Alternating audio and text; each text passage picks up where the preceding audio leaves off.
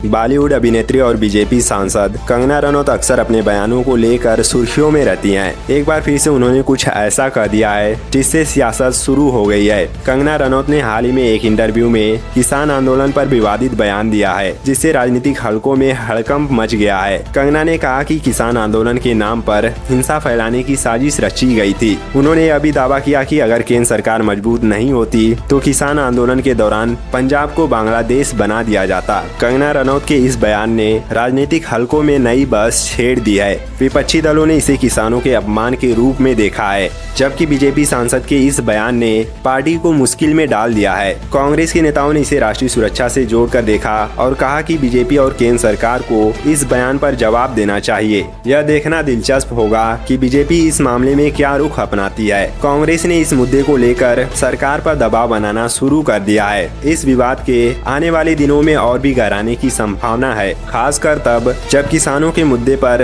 देश में पहले से ही संवेदनशील माहौल है। कुल मिलाकर कंगना रनौत का यह बयान न केवल राजनीतिक बल्कि सामाजिक स्तर पर भी एक बड़ा विवाद खड़ा कर सकता है। तो आगे हम देखेंगे इस मामले में बीजेपी ने क्या एक्शन लिया है। क्या कंगना रनौत को इस्तीफा देना पड़ेगा? उससे पहले यह जानेंगे विपक्ष का इस मामले पर क्या रिएक्शन रहा। आपको बता दें कि विपक्ष लगातार इस मामले को लेकर भाजपा पर हमलावर है। इस मामले को लेकर विपक्ष ने कई सारे ऐसे सवाल उठाए हैं जिनका अगर बीजेपी जवाब भी देती है तो बीजेपी की मुश्किलें बढ़ने वाली हैं, और अगर नहीं भी देती है तो इससे बीजेपी की मुश्किलें और भी बढ़ेंगी। इस समय बीजेपी के सामने आगे कुआं पीछे खाई जैसी परिस्थिति है। तो यह देखना दिलचस्प होगा कि बीजेपी इस मामले को लेकर क्या एक्शन लेती है। कांग्रेस पार्टी की नेता और प्रवक्ता सुप्रिया श्रीनेत ने भाजपा सांसद कंगना रनौत पर जमकर निशाना साधा। उन्होंने सोशल मीडिया प्लेटफॉर्म एक्स पर एक पोस्ट में लिखा, भाजपा सांसद कंगना जी का लेटेस्ट बयान है कि किसान आंदोलन में लंबी प्लानिंग थी, बांग्लादेश जैसी, और इसके पीछे चीन अमेरिका जैसी विदेशी शक्तियां काम कर रही थी। उन्होंने आगे सवाल करते हुए लिखा,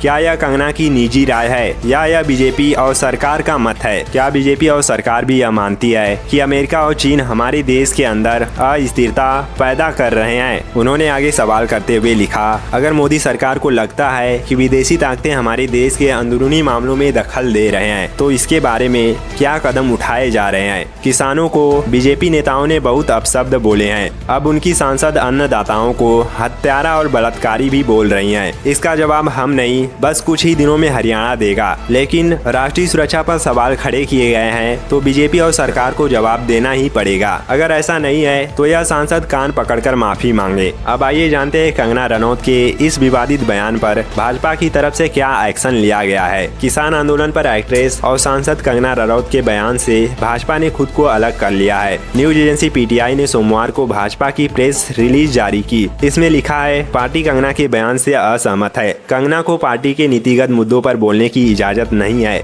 वे पार्टी की तरफ से बयान देने के लिए अधिकृत भी नहीं है। भाजपा ने कंगना को हिदायत दी है कि वे इस मुद्दे पर आगे कोई बयान न दे। पार्टी स्टेटमेंट में सबका साथ, सबका विकास, सबका विश्वास और सबका प्रयास के सिद्धांतों पर चलने की बात कही गई है। भाजपा की तरफ से इस प्रेस रिलीज के सामने आने पर शिवसेना उद्धव गुट की सांसद प्रियंका चतुर्वेदी ने सवाल उठाया, रिलीज भाजपा के लेटर हेड पर क्यों नहीं? उन्होंने सोशल मीडिया पोस्ट में लिखा कि न तो यह भाजपा के लेटर हेड पर है और न ही इस पर किसी के दस्तखत हैं। यह रिलीज भाजपा के सोशल मीडिया हैंडल्स पर भी नहीं है। उन्होंने भाजपा टैग करके लिखा कि इसके पीछे कोई वजह है या यह भी एक जुमला है। खैर, इन सब पर आपकी क्या राय है? कमेंट में हमें जरूर बताइए।